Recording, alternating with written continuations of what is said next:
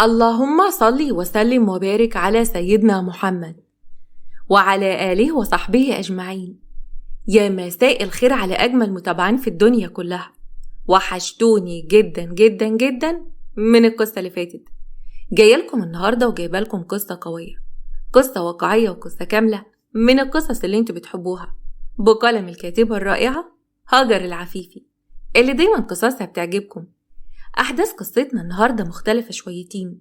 كملوا معانا القصة للآخر، وما تنسوش كمان تكتبوا لنا آرائكم في التعليقات وتفعلوا جرس الإشعارات علشان توصلكم إشعارات بكل الحلقات الجديدة اللي بتنزل بشكل يومي على كل قنوات حكايات هايدي. وقبل ما نبدأ أتمنى منكم تدعوا لوالدتي بالرحمة وبالمغفرة وإن يجعل مأواها الجنة إن شاء الله. يلا بينا نبدأ. في قرية بسيطة، في بيت فخم جدا مكون من دورين وقدامه حديقة، في شقة كبيرة كانت شقة العيلة غنية، عندهم مول تجاري 3 أدوار، وعندهم ولد وبنت. بنتهم اسمها خديجة، عمرها 27 سنة. كانت بنت حلوة جدا، كانت قاعدة وبتقطع الملوخية، ووالدتها خرجت من الأوضة. خلصت ولا لسه يا خديجة؟ علشان هنروح عند خالتك. معلش يا ماما، أنا مش هقدر أجي معاكي عند خالته، أنا هخرج مع مريم صاحبتي علشان هنجيب الفستان بتاعها. أمها قعدت على الكنبة وكان اسمها فاطمة. اللي ريحك، ربنا يكتب لك اللي فيه الخير ويفرحنا بك انت كمان. يا رب يا ماما، لو بابا جه كمان شوية عرفيه بقى علشان ملحقتش أشوفه وأقوله. أبوك عنده شغل كتير قوي في المول، وكمان مسافر القاهرة علشان يجيب بضاعة. خديجة خلصت وقامت وقفت. ماشي يا ماما، هدخل أعمل الملوخية قبل ما أمشي. إلا صحيح، هو شاد أخويا فين؟ أخوك يا حبيبتي سافر القاهرة علشان الكلية. هزت راسها ودخلت المطبخ، وفاطمة رفعت إيديها للسما. ربنا يطمنا عليك يا بنتي وانتوا في بيتك وسعيدة. أما في عمارة سكنية في منطقة شعبية، العمارة دي كان كل شقتين قصاد بعض. في الدور الثالث في شقة بسيطة كان واقف شاب قدام المراية بيسرح شعره. أحمد كان بيشتغل سواق على العربية. دخلت عليه والدته. ما تخلص يا أحمد، عايزين نلحق الناس من بدري. والله يا ماما الموضوع كله على بعضه مش داخل دماغي. والدته كان اسمها وفاء وعمرها 57 سنة. يا حبيبي أنا عايزة أفرح بيك، والصراحة البنت ما تتسابش. يا ماما البنت ديت يعني ظروفهم على قدهم، وبصراحة كده أنا عايزة أتجوز واحدة معاها فلوس. أنت تجهز وتيجي معايا وإن شاء الله البنت هتعجبك. طيب يا ماما، هو احنا هنروح بعربية الشغل بتاعتي؟ وفيها ايه؟ وما تقولش للناس ان انت بتشتغل على العربية دي. خلينا كده نتكبر قدامهم شوية ونقول لهم ان ده عربيتك وان انت اللي بتشغلها اوبر. يا سلام يا ماما، وبعد كده لما يعرفوا ان احنا كدابين. يا واد اعمل اللي بقولك عليه علشان يوافقوا عليك. احمد مشي مع والدته وساق العربية وركبت جنبه، مع ان ما كانش عاجبه العروسة دي. اما خديجة خرجت هي ومريم صاحبتها، كانوا ماشيين في الشارع. رجل وجعتني يا مريم، ما تيجي نريح شوية، قالت كلامها وهي بتقعد على الرصيف، ومريم قعدت جنبها. يا سلام، هتقعد عروسة في الشارع على الرصيف؟ ماشي يا ست العروسة، بس أنا رجليها وجعتني. تعرفي يا مريم إن أنا فرحانة لك قوي، أخيرا هتتجوزي. يا حبيبتي يا خديجة، ربنا يفرحنا بيك انت كمان. يا شيخة، فلا الله ولا فالك، أنا بحب عيلتي وبحب أقعد معاهم، هيجي يوم ولازم تتجوزي. خديجة ضحكت وقامت وقفت. طب يلا يا حلوة علشان ما نتأخرش. لسه هيمشوا وكانوا معديين الطريق، كان في عربية جاية وكانت هتخبط خديجة، لدرجة إن خديجة اتخبطت في رجلها وقعت على الأرض. أحمد نزل من العربية. إيه ده؟ هو في حد يعدي الطريق كده فجأة؟ وقرب من خديجة. أنت كويسة؟ كانت ماسكة رجليها، ومريم اتعصبت عليه. مش تحاسب؟ ماشيين كده وخلاص، مش فارق معاكم الناس؟ تلاقي ماما هي اللي جايبه لك العربية. أحمد اتعصب منها، ووالدته نزلت من العربية. في ايه يا أحمد يا ابني؟ انت بتتكلم معاهم كده؟ وانت يا حلوة ازاي تكلمي ابني كده؟ ما تتكلمي كويس. خديجة بصت لمريم. خلاص يا مريم خلينا نمشي من هنا، أنا هحاول أدوس على رجلي. ومريم سندت صاحبتها وبصت لهم بغضب. أحمد بقى كانت عينيه من خديجة. وفاء نغزته في كتفه. يلا يا ابني، هتفضل واقف كده كتير؟ دولت ناس من اللي بيرمي بلاهم على العربيات. وركب عربيته وكان بيفكر في خديجة. وبالليل في بيت أهل خديجة مريم دخلت وهي مسنداها. والدتها اتخضت. مالك يا بنت، فيكي ايه؟ ما انت نازلة كويسة. خديجة قعدت على الكنبة. جت سليمة يا ماما. واحد كان ماشي يا طنط كأنه اتعمى، خبطها بالعربية. حسبي الله ونعم الوكيل، بيمشي يلطشوا في بنات الناس كده. خلاص يا ماما، حصل خير، أنا كويسة، هي رجلي بس وجعاني شوية. يبقى لازم يا بنت نروح نكشف عليكي، لا يكون في كسر ولا حاجة. في الوقت ده دخل والدها شعبان اللي عمره 59 سنة. كان لابس جلابية بس كانت غالية جدا. مالكم في ايه؟ مالك يا خديجة يا بنتي؟ ورجلك مالها؟ فاطمة حكيت له عن اللي حصل. لا حول ولا قوة إلا بالله، الحمد لله إن جت على قد كده، بس لازم نروح للدكتور ونطمن. يا بابا أنا كويسة، ما أنا دايسة عليها وماشية أهو. اسمعي كلام أهلك ويلا يا خديجة نروح المستشفى. وبعد إلحاح شديد أخدوها على المستشفى. وبعد أيام رجلها اتجبست لأن كان فيها شرخ بسيط. وفي يوم خرجت هي ومامتها بيعملوا أشعة، وهم خارجين من عند الدكتور أحمد كان في نفس المستشفى وقرب منها. أنا متأسف قوي، أنا السبب في اللي حصلك. خديجة اتخضت لما شافته. ووالدته بصت له. أسف على إيه يا ابني؟ هو أنت مين؟ أنا اللي خبطتها بالعربية، صدقوني يا جماعة أنا ما كنتش أقصد. خلاص يا ابني حصل خير، يلا يا بنتي خلينا نمشي، أبوكي مستنينا. طب لو سمحت يا جماعة، هو أنا ممكن أوصلكم بالعربية؟ متشكرين يا ابني، أبوها تحت ومعاها عربية، عن إذنك. قالت كلامها ووقفوا تاكسي ومشوا. أحمد هرش في دقنه وهو بيفكر في خديجة. وبعد أيام كان شعبان قاعد بيشرب الشاي وسمع الباب بيخبط. قام يفتح، شاف قدامه أحمد اللي كان جاي وماسك في إيديه بوكيه ورد وعلبة شوكولاتة. خير يا ابني، انت مين؟ أنا جاي أتكلم مع حضرتك في موضوع مهم، أنا آسف لو جيت من غير ميعاد. اتفضل يا ابني. دخل أحمد وفاطمة وخديجة لما شافوه اتخضوا. معلش يا ابني، هدخل جوه أقول لهم إن عندنا ضيوف. ودخل بلغهم وأحمد قعد وياه. أنا كنت جاي أتقدم للأنسة خديجة، بطلب إيدها للجواز. شعبان اتصدم من كلامه وفضل يتكلم في الموضوع عادي. وبعد شوية في الأوضة فاطمة بصت لبنتها. إيه اللي جابه ده يا بنتي؟ مش قلنا خلاص هو كل شوية هينطلنا؟ مش عارفة يا ماما، أنا مش عارفة، الراجل ده كأنه طلع لي في البخت. بعد شوية شعبان دخل عليهم وقال لهم إن أحمد جاي يتقدم لخديجة. الاتنين برقوا. يتقدم؟ هو حس بالذنب وجاي يخطبها؟ حكوله عن اللي حصل. بابا معلش قوله إن أنا مش موافقة. ليه يا بنتي؟ ما تقعدي معاه وتشوفيه، بترفضي كده من غير ما تعرفيه.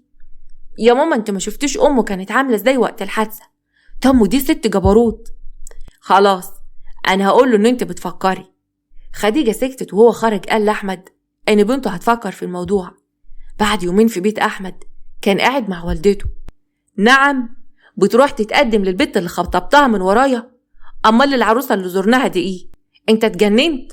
يا ماما أنا مش مرتاح لها. وبعدين خديجة دي أهلها ناس عندهم فلوس قد كده، ده عندهم مول 3 أدوار وعربية وبيت كبير. أنت اتجننت يا ابني؟ أنا مش موافقة على الجوازة دي، هتتجوزها من غير موافقتي؟ ليه بس يا ماما مش موافقة؟ يا ماما بقولك ظروفهم كويسة. مش موافقة يعني مش موافقة، وهفضل عندي كلمتي. انت هتتجوز العروسة اللي انا اخترتها. يعني الناس يقولوا ايه؟ يقول ان انا ما عنديش كلمة وان ام اللي مشياني. والله يا حبيبي انت اللي رحت اتقدمت من ورايا، لو كنت قلتلي الاول كان ممكن وافقت. وبعد ايام خديجة بعتت الرد لأحمد ان هي مش موافقة. احمد بقى كان متغاظ جدا. خديجة كانت قاعدة وسط الزرع مع مريم. ممكن اعرف بقى ليه رفضت العريس يا ست خديجة؟ ده الواد شكله حلو. خفت، وبعدين انا متعلقة باهلي ومرتحتش لوالدته. انت ما شفتهاش كانت بتزعق فينا ازاي وقت ما العربية خبطتني؟ هو انت يا بنتي هتتجوزي ولا تتجوزي امه؟ ما انا كمان هتجوز في بيت عيلة. يا حبيبتي انت وخالد فاهمين بعض كويس وبتحبوا بعض، لكن انا اصلا معرفش الراجل ده. خلص اللي يريحك. في بيت احمد كان رايح جاي في الشقة وهيتجنن. وفاء خرجت من جوه. رفضتك يا حلو؟ حطيت نفسك في موقف وحش قوي، حتة عيلة ترفضك. ماما أنا مش ناقص، أنا فيا اللي مكفيني، بس أنا مش هيأس وهتجوز البنت دي، يعني هتجوزها وهجيب مناخيرها الأرض هي وأهلها. اوعى تقول إنك هتروح تبوس إيديها علشان توافق عليك. قالت كلمتها وهي بتتريق، وأحمد بصلها وكان متضايق. وبعد شوية في بيت أهل خديجة الباب كان بيخبط. خرجت ولبست الطرحة وفتحت، لقت أحمد واقف قدامها. خديجة بتوتر: أي خدمة؟ أنا بابا مش موجود هنا دلوقتي، ولا حتى شاد أخويا. ممكن أعرف أنت رفضتني ليه من غير حتى ما تقعدي ويايا؟ خديجة دخلت لجوه وقفلت الباب. معلش، قلت لك بابا مش هنا، ما ينفعش تفضل واقف كده.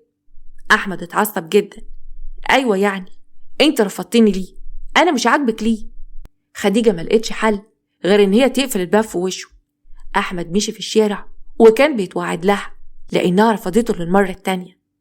وعدت الأيام وفي بيت خديجة الكل كان نايم بالليل.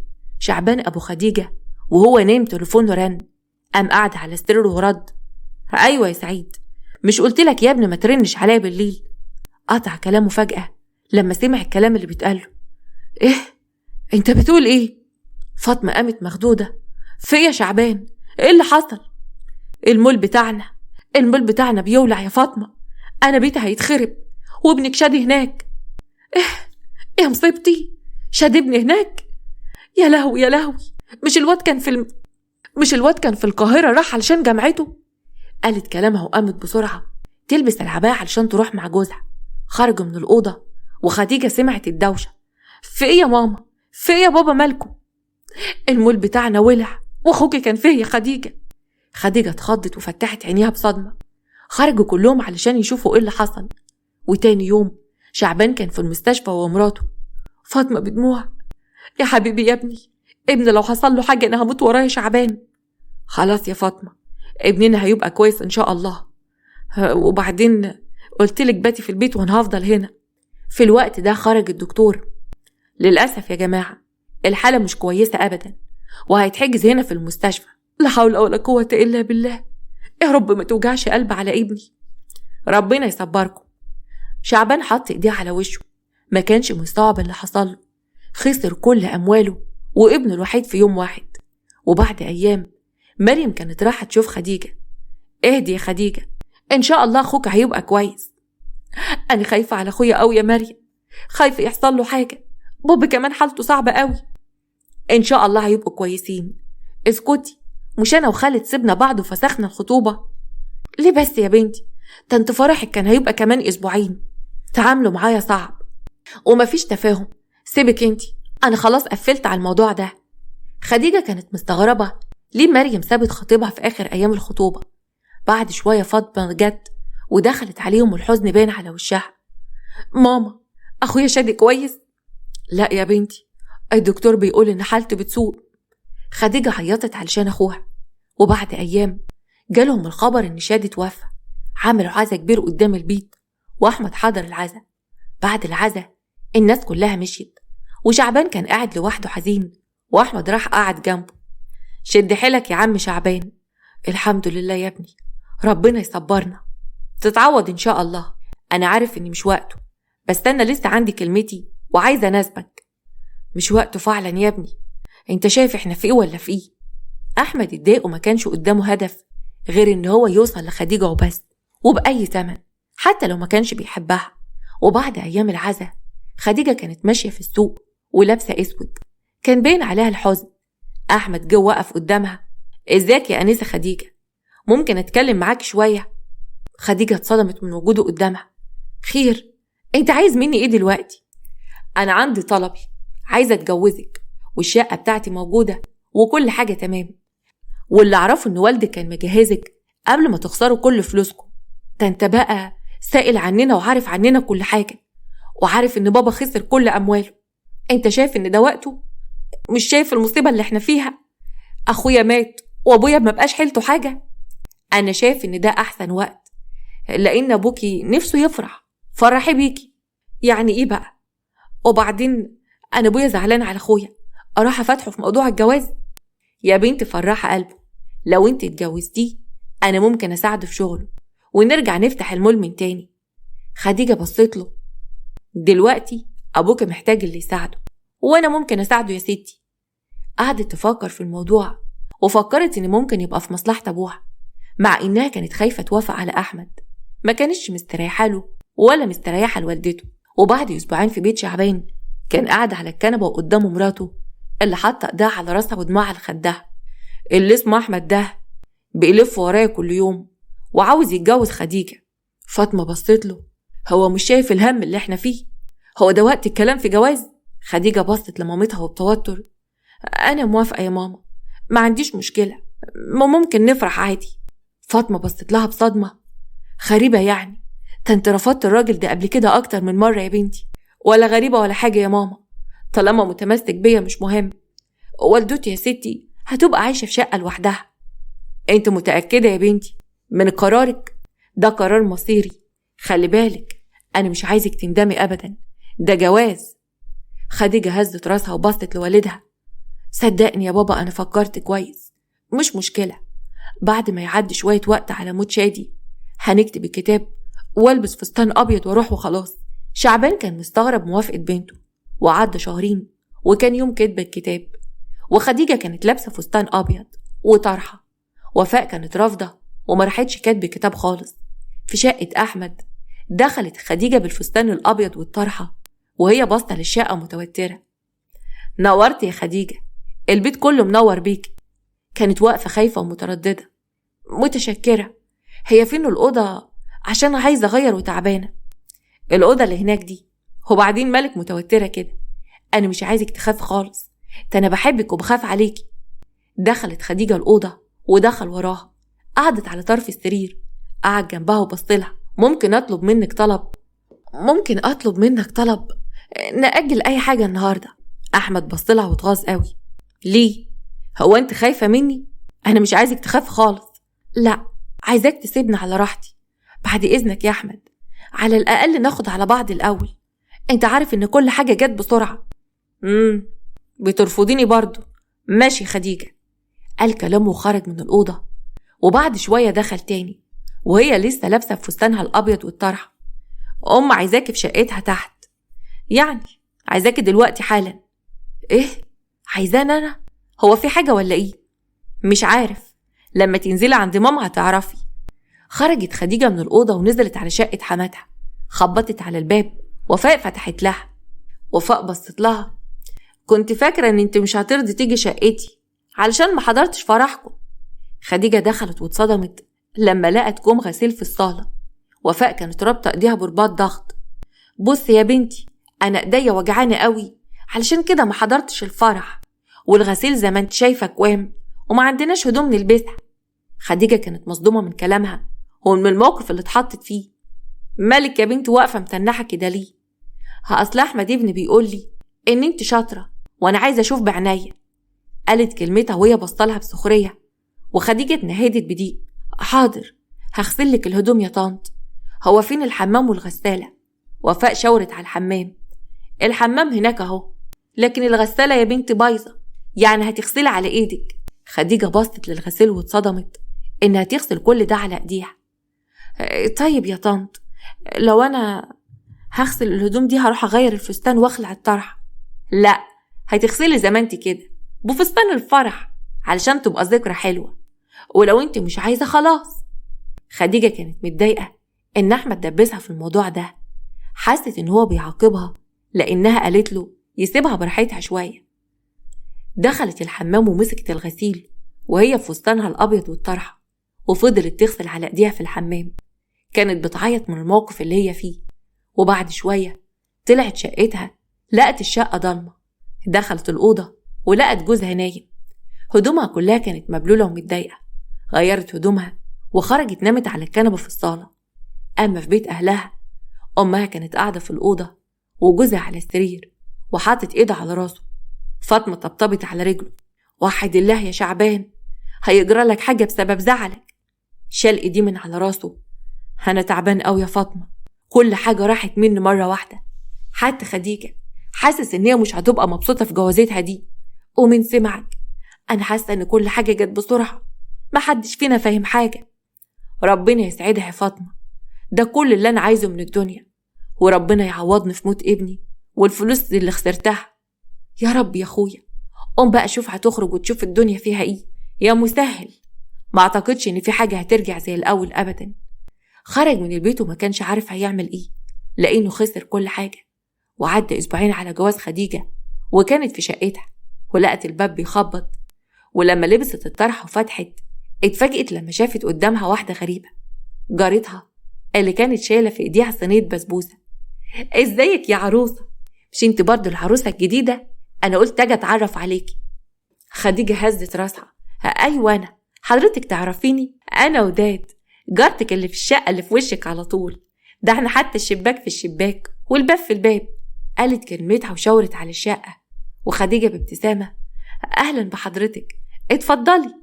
قالت كلامها ووسعت لها الطريق دخلت وداد وقعدت على الكنبة وفتحت طبق البسبوسة. ده مني ليك يا ست البنات، عمايلة هتعجبك قوي. تسلم ايدك. انا شفتك يوم ما جيتي من البلكونة، قلت اسيبك براحتك وبعدين اتعرف عليكي. اهلا بيكي، انا خديجة. عاشت الاسامي. انا اختك الكبيرة ومتجوزة، عندي ولدين في اولى ابتدائي والتاني في تالتة. ما شاء الله، ربنا يبارك لك فيهم. مش عايزاك تترددي لحظة ان انت تيجي ونقعد مع بعض على طول، اعتبريني زي اهلك، ده احنا حتى الباب في الباب. خديجة استريحت لها او اطمنت. انت واخدة استاذ احمد ابن الست وفاء، مش كده؟ خديجة هزت راسها. شكلك بنت حلال، سيماهم على وجوههم. متشكرة قوي، هقوم اعمل حاجة نشربها. وقالت كلامها وقامت دخلت المطبخ وعملت قهوة. بعد فترة في شقة حماتها وفاء، احمد كان قاعد مع والدته. قال لمراتك تخف كلام مع الجيران، اتصاحبت مع وداد جارتها. وانا اعمل ايه بس يا ماما؟ مش قلتلك خلاها عندك طول النهار وما تخلاش تروح في حتة؟ شغلاها على قد ما تقدري، هد حيلها. ما بطيقش مراتك دي، مش عايزاها عندي. ما بطيقش ابص في وشها، كل ما اشوفها افتكر ان انت اتجوزتها غصب عني. احمد قام وقف. طب انا هطلع على شقتي، قال كلامه وساب والدته وطلع على فوق ودخل. خديجة كانت قاعدة على الكنبة، بس كانت بتنام على نفسها. أحمد قاعد جنبها. هو أنت بتنامي في أي حتة كده والسلام؟ أنت جيت يا أحمد؟ معلش، أصلا أنا بصحى كل يوم من الفجر. وأنا مالي؟ ما أنا كل يوم والتاني أجي ألاقيك نايمة على الكنبة زي القتيلة. قلت لك كنت صاحية بدري، والدتك كل يوم بتصحيني بدري علشان أنا اللي بنزل واجيب العيش، مع إني مش متعودة على الحاجات دي أبدا. ماما كانت دايما بتجيب حد يساعدنا في شغل البيت. خلاص يا خديجة، مش كل شوية هتقولي نفس الكلام وتفكريني يا اختي ان انت تربيتي في بيت ناس اغنياء. عامة دلوقتي الحال بقى من بعضه. حاضر يا احمد، الا قولي، هو انت رحت لبابا النهاردة ولا لا؟ اصل بابا كان عايزك ضروري. رحت له امبارح، مفيش جديد، الناس رفضوا يسلفوه. هو ابوكي فاكر ايه يعني، ان الناس هترضى تدوله البضاعة ببلاش؟ خديجة بصت له باستغراب. قصدك ايه يا احمد؟ ولا حاجة، يلا قوم حضري لي الغدا، ولا تكوني ما عملتيش اكل كمان؟ عملت، بس ممكن اسالك سؤال؟ احمد هز راسه. انت ندمان يا احمد ان انت اتجوزتني؟ ليه بتقول الكلام ده؟ معاملتك ليا بتقول كده، حاسه ان انت مش طايقني، لا انت ولا والدتك. ما تحطيش في بالك، انا بس ببقى متضايق من ضغط الشغل والسواقه طول النهار. خديجه هزت راسها وقامت دخلت المطبخ.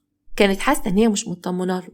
اما احمد بقى ما بقاش يحترمها خالص، لان اهلها بقوا على الحديده، وهو اصلا كان عايز واحده غنيه، زائد ان هو متجوزها ومش ناسلها ابدا ان هي رفضته بدل المره. وعدت شهور، خديجه كانت بتعمل كل حاجه لحماتها وعرفت ان هي حامل. وفي يوم راحت على بيت اهلها علشان تفرحهم. وصلت لعند الباب ولقيته مفتوح.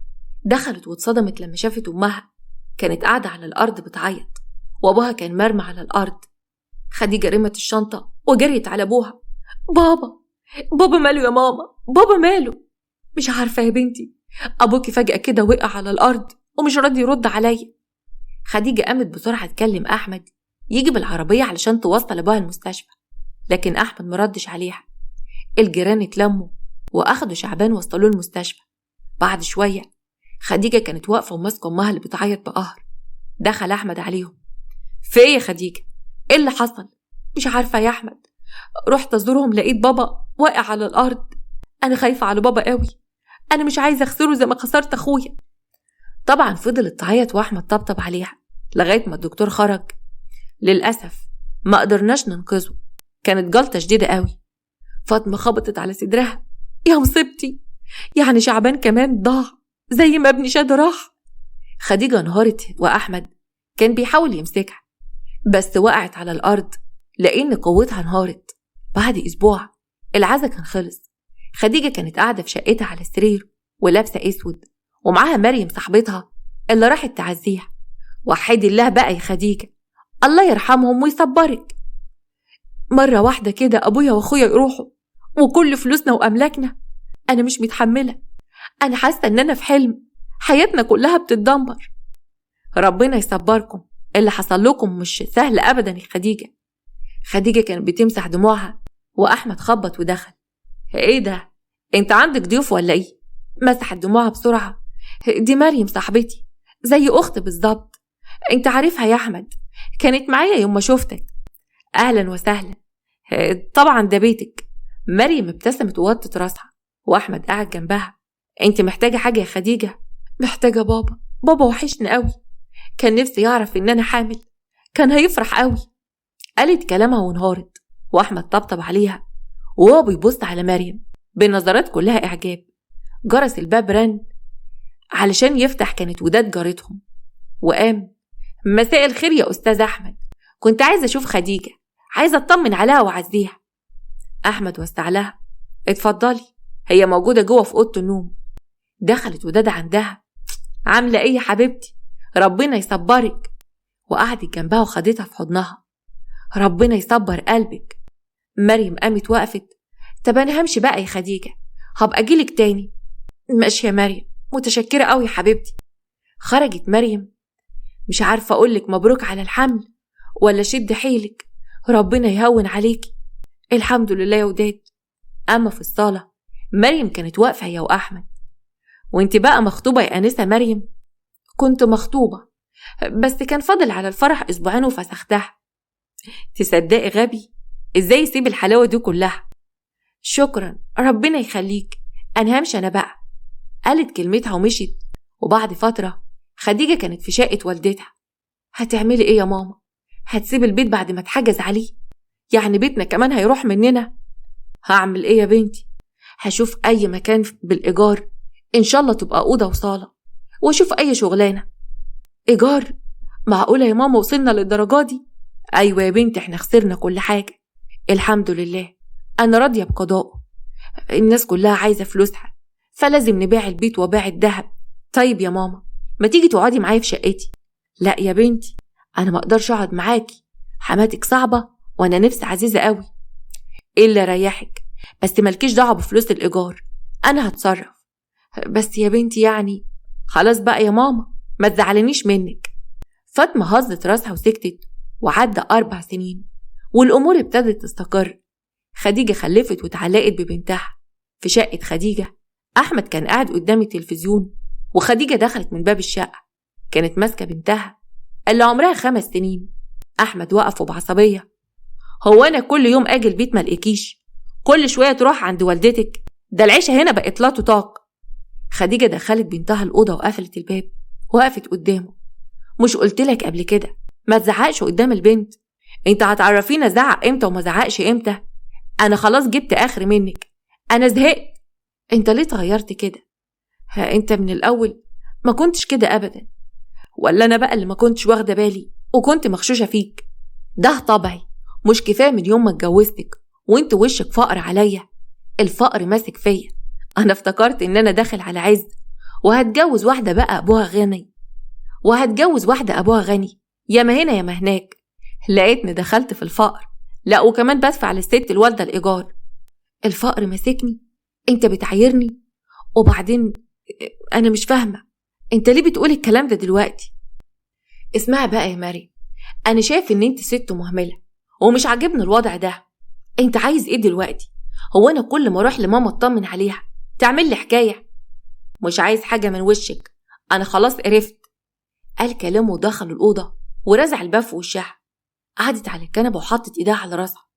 عيطت جامد قوي، حست ان هو متجوزها علشان ينتقم منها، عمره ما حسسها ان هو بيحبها بجد. تاني يوم كانت خديجة مع وداد في السوق وهما ماشيين. هتعملي ايه يا خديجة؟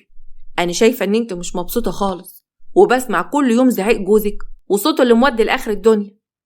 فعلا يا وداد، احمد من وقت ما اتجوزته وهو صعب معايا قوي. انا ندمانة بس مش عارفة اعمل ايه. لو اتطلقت الطلاق مش حل، ماما كمان مش ناقص هم فوق همومها. طلاق ايه بس؟ بعد الشر عليكي. وبعدين يا حبيبتي ادعيله ربنا يهديه وعيشي وتحملي علشان بنتك. خديجة وقفت وبصت لها. تعرفي ده حتى ما بيحبش البنت، ولا بيبص في وشها ولا بيلعب معاها، ولا كأنه أب. ده ولا ينفع يبقى أب ولا زوج ولا نفع في أي حاجة خالص. يا ريتني ما كنت اتجوزته. نظرتي في الأول كانت صح لما رفضته. ربنا يريح قلبك يا خديجة. قلب عندك صحيح. هي فين حماتك؟ بقالها يومين كده مش ظاهرة. سافرت البلد. أحسن حاجة عملتها إن سافرت. تعرفي إن أنا مستريحة قوي. خليني أشوف بيتي شوية واهتم بنفسي. ومن سمعك، هو في حد في الدنيا بيفرح إن حماته قاعدة على قلبه؟ الاتنين فضلوا يضحكوا مع بعض. أما في أوضة فوق السطوح كانت مريم قاعدة وقدامها أحمد. وحشتيني قوي يا حبيبتي. مريم بزعل. وحشتك إيه بقى؟ أنت اللي ما بتردش عليا بقالك أيام. قلت إن أنت زهقت وخلعت مني. أحمد قرب ومسك إيديها. هي بنت خديجة بتبقى قاعدة جنبي وأنا مش عاوزها تحس بأي حاجة. مش بعد ده كله تيجي تعرف دلوقتي؟ إحنا الاتنين بقالنا 2 مع بعض وهي نايمة على ودانها ولا دريانة. طب هنعمل إيه يا أحمد؟ أنا خطيبه مصر إن يقدم معادي الجواز. هنتصرف إزاي؟ ما تتجوزي وهنفضل زي ما إحنا. هو الجواز يعني هيمنعنا إن إحنا نتقابل؟ مش عارفة إذا كنت هقدر أعيش معاه ولا لأ. وإنت ناسي إن إحنا بقالنا 2 مع بعض وإن أنا اتعلقت بيك. وهتجوز إزاي بس وأنا مش بنت؟ طب قولي لي أعمل إيه وأنا هعمله. ما أنا كمان مش هقدر أستغنى عنك. ده أنت الحب الأول والأخير. ما كنتش أصدق إن في يوم من الأيام أكون بعمل حاجة من ورا خديجة. تعرف إن أنا وخديجة طول عمرنا صحاب وزي الإخوات بالظبط. معقولة يوم أحب جوزها؟ قالت كلمتها وهي بتضحك. تعرفي أنا ما حسيتش بالسعادة غير معاك انتي. صدقيني أنا اتجوزت خديجة علشان فلوس أبوها، بس الفلوس راحت وأبوها مات. اتجوزتها بقى علشان أذلها. أصلها رفضتني قبل كده كذا مرة وأنا بقى ما ترفضش. بصراحة هي كانت غبية. انت فعلا ما تترفضش. بقولك ايه يا حبيبتي، عايزك تبقى عارفة إني مش فارق معايا إذا كنت متجوزة ولا لأ، وخديجة دي كمان مش فارقة معايا. طيب معنى كده إن أنا لازم أعمل عملية وأتجوز؟ أصل لو حد عرف اللي إحنا بنعمله ممكن يموتوني، وخاصة أخويا. ماشي يا ستي ما تقلقيش، وفلوس العملية عليا. قال كلامه وحضنها. تعالي بقى لما أقولك كلمتين في الأوضة دي. كانوا مأجرين أوضة على السطوح بيتقابلوا فيها. في نص الليل الساعة 2 دخل أحمد الأوضة وخديجة كانت نايمة وبنتها في حضنها. خديجة فاقت. انت جيت يا أحمد؟ حمد لله على السلامة. الله يسلمك. نامي نامي ما تقوميش. اتعدلت وقعدت على السرير. هقوم أحضرلك العشاء. هو انت بيفرق معاك قوي؟ وبعدين انت منيمة البنت هنا ليه؟ كانت خايفة تنام لوحدها. قلت لما تنام هوديها الأوضة تاني. بقولك ايه، هو انت هتدفع الإيجار بتاع شقة ماما امتى؟ الراجل بيقول ان انت اتأخرت عليه الشهر ده. قالت آخر كلامها وهي مكسوفة. هو أنا هفضل أدفع لأمك لغاية إمتى؟ أنا افتكرت إن الجوازة دي هطلع منها بمصلحة. أخدت فيها أكبر مقلب. استنى هنا، أنت قصدك إيه؟ قصدي إن الجوازة دي كلها من الأول كانت غلط يا خديجة. أنا مش هكدب عليكي. غلط؟ أنت نسيت أنت اتجوزتني إزاي؟ ده أنت فضلت مصر عليا وطلعها على بابا بالأيام وبقيت تطرد في كل حتة علشان تتجوزني. إزاي دلوقتي بتقول إنك ندمان؟ ما أنا لما شفتك عجبتيني ورحت سألت عليكي. عرفت إن أنت البنت الوحيدة لناس أغنياء قوي، وتقدمتلك كذا مرة ورفضتيني. لما رفضتيني أصريت بقى أكتر إن أنا أتجوزك. حكمان دماغي جزمة قديمة، ما حبش حد يرفضني أبدا. قلت أتجوزك علشان أندمك على رفضك ليا. خديجة كانت بتسمعه وهي مبرقة، كانت مصدومة من كلامه. أحمد كمل كلامه. كنت فاكر إن أبوكي هيقف على رجله من تاني وهيفتح المولات والمحلات، لكن أنا لبست وكمان اتحملت مسؤولية الست الوالدة. يعني كان كل كلامك ليا كده؟ يعني قلبي ما كانش بيكذب عليا وإن أنت عمرك ما حبيتني؟ خلاص بقى، كفاية عليكي كده النهاردة. أنا من رأيي إن أنت تعيشي وتسكت علشان تربي البنت. لو فكرت تتطلقي محدش هيتسوح غيرك. قال كلامه وساب لها الأوضة وخرج. كانت بتسمع وحست إن جسمها كله اتشل. عادت الأيام وكانت بتحاول تظبط أمورها علشان لو اتطلقت تعرف تعيش مع بنتها وأمها من غير ما تتبهدل. وفي يوم كانت ماشية وماسكة بنتها في إيديها وشافت مريم كانت واقفة قدام محل وبتشتري حاجة. خديجة قربت منها. إيه يا مريم، اخص عليكي، بقالك كتير أول ولا بتسألي وما بشوفكيش خالص. أنا محتاجة أتكلم معاكي أوي يا مريم. معلش يا خديجة، أصل أنا بجهز لفرحي، مش ملاحظة إن أنت أجلت الجواز كتير قوي. يا بنتي ده كان زمانك دلوقتي معاكي عيال. أعمل إيه بقى يا خديجة؟ هو يعني كان بمزاجي؟ أنا همشي بقى لأنه مش فاضية. قالت كلامها ومشيت وكانت بتتهرب منها. خديجة كانت مستغربة قوي، ليه مريم اتغيرت من ناحيتها كده وليه بتتهرب منها وما بترضاش تقعد معاها. كملت طريقها وحست إن هي تايهة. وبعد شوية وصلت على بيت أمها. فاطمة أخدت حور وحطتها على رجليها. شايفاكي مش مبسوطة يا بنتي، جوزك لسه بيضايقك بكلامه الماسخ. مفيش يا ماما، أنا كويسة. انت اللي عاملة ايه حبيبتي؟ وصحتك عاملة ايه؟ أنا الحمد لله في نعمة. فاكرة يا بنتي خديجة البيت بتاعنا وعيشتنا كانت عاملة ازاي؟ وحشتنا أول أيام دي يا بنتي، وحشنا أبوك وأخوكي. احنا كنا أسعد عيلة في المنطقة كلها. الناس كلها كانوا بيحسدونا والحسد جابنا الأرض. عندك حق يا ماما، بس هنعمل ايه؟ نصيبنا يا ستي إن بيتنا وفلوسنا وأملاكنا وكل حاجة مننا تروح في غمضة عين. ربنا يجعله في ميزان حسناتنا. لازم نصبر يا ماما وربنا هيعوضنا. عوض الصابرين دايما بيكون خير. يا رب يا بنتي يا رب. أما بالليل خديجة عرفت إن أمها تعبانة. خرجت تجري بسرعة من الشقة بتاعتها علشان تروح تشوف أمها. وداد صاحبتها كانت في الشقة بتاعتها. وداد كانت قاعدة متوترة وجوزها كان اسمه خيري.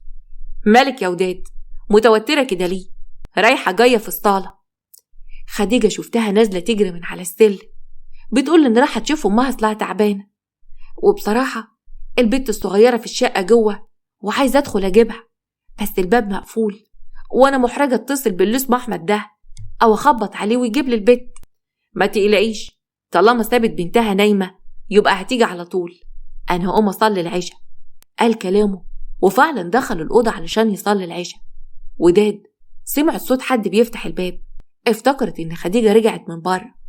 قامت بصت من عين السحرية واستغربت لما شافت أحمد مع مريم صاحبة مراته ودخلوا هما الاتنين الشقة. وداد كانت مستغربة ومصدومة لأنها عارفة ومتأكدة إن خديجة مش موجودة. وداد فتحت باب شقتها وخرجت. اتفاجئت إن باب شقة خديجة ما كانش مقفول كويس ومتوارب. زقت الباب شوية وقعدت تبص على أحمد اللي قعد على الكنبة جنب مريم. انت متأكد إن خديجة مش هتيجي؟ ما تقلقيش، راحت لأمها ومستحيل تيجي النهاردة، هتبات هناك. المهم أنا عايزك بقى تدخلوا جوه وتلبسي حاجة حلوة من عندها. وداد كانت بتسمع وهي مصدومة خايفة إن حد يشوفها.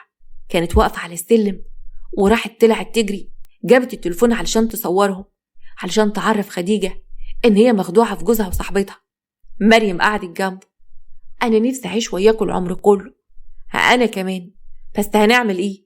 المهم إن أنا وإنت نبقى مع بعض. بسيته من خده. أنت بتحب خديجة ولا بتحبني؟ هي أنت طبعا. خديجة مين؟ ده أنا اتخانقت معاها من يومين وعرفتها سبب جوازي منها. قصدك إن أبوها افتقر يعني وإنت أصريت برضو تتجوزها بعدها، يبقى ده ما كانش السبب. لا، أنا كان لازم أرد كرامتي لأنها رفضتني. أنا اتجوزتها وخليتها خدامة لأمي من غير ما تاخد بالها، وأنا بقى عايش حياتي بالطول وبالعرض. أنت ما طلعتش سهل أبدا. أمال إيه يا بنتي؟ ده أنا لو طول أخلص منها كنت هخلص منها النهاردة قبل بكرة. اتصدموا هما الاتنين لما شافوا حور كانت واقفة في الصالة وسمعت كل حاجة. البنت الصغيرة اترعبت. مريم شهقت واتنفضت من مكانها. أحمد بصدمة: إيه ده يا حور؟ أنت هنا؟ هي أمك ما أخدكيش؟ حور كانت بترجع لورا بخوف. انت عايز تموت ماما؟ انت وطنط الوحشة دي عايزين تخلصوا من ماما؟ انا سمعت كل حاجة، ماما لما تيجي هقول لها. مريم بخوف: الحق يا أحمد، البنت دي لو قالت حاجة لأمها خديجة مش هتسكت وهتفضحني وأهلها هيموتوني. أحمد قرب من بنته وشالها. البنت كانت بترفس برجليها وكانت بتعيط. أحمد كتم نفسها، ولأن البنت نفسها كان ضعيف اتخنقت وراحة طلعت في ايديه. وداد كانت بره وشايفة المنظر، كانت بتصور بالتليفون وما كانتش تعرف انها هتحصل جريمة. اتفاجئت ان البنت سكتت خالص. قبل ما هي تلحقها مريم لطمت على وشها: يا مصيبتي يا مصيبتي، بنتك شكلها ماتت. أحمد اتصدم هو كمان: شش خراسي خالص. قال كلامه ما كانش عارف يتصرف. دخل البنت على السرير ونيمها وغطاها. مريم أخدت شنطتها: أنا همشي، أنا معرفش حاجة وما شفتش حاجة. استني بس، مفيش حاجة، وخديجة أصلا مش هتعرف، البنت كده كده كانت تعبانة وعندها برد. مريم خافت وطلعت تجري على السلم وهربت من المكان. وداد كانت دخلت شقتها وايديها بتترعش، التليفون اللي صورت بيه كان في ايديها، كانت عاجزة عن الكلام. أما خديجة رجعت من عند أمها بعد ما اطمنت عليها ودخلت على أوضة بنتها، لقيتها نايمة. قربت منها علشان تبوسها، شالت الغطا واستغربت إن وش البنت لونه أزرق وجسمها متلج. حور: قومي يا حور يا حبيبتي، أنا جيت أهو، أنا ماما. هزت فيها البنت ما بتتحركش: الحقني يا أحمد، الحقني. قالت كلامها ودخلت تجري عليه تصحيه: قوم يا أحمد بسرعة، بنتك ما بتردش والبنت جسمها متلج. قام معاها ودخل عند الأوضة: شيلها بسرعة، خلينا نوديها على أقرب مستشفى. وفعلا شالها ونزل وراح على المستشفى. بعد شوية الدكتور خرج: هي البنت دي كان عندها إيه؟ كان جاي لها برد من يومين وتعبت شوية واديتها العلاج. للأسف بنتك اتوفت تقريبا كده من الفيروس. انت بتقولي ايه يا دكتور؟ مين دي اللي اتوفت؟ انا بنتي كويسة. وحيد الله يا مدام، انا مقدر حالتك، ربنا يعوضك. قال كلامه ومشي. خديجة مسكت في ايدين جوزها: انت سمعت الدكتور بيقول ايه؟ بيقول ان بنتنا ماتت. بنتنا ماتت يا احمد، انت ساكت ليه؟ ما ترد عليا.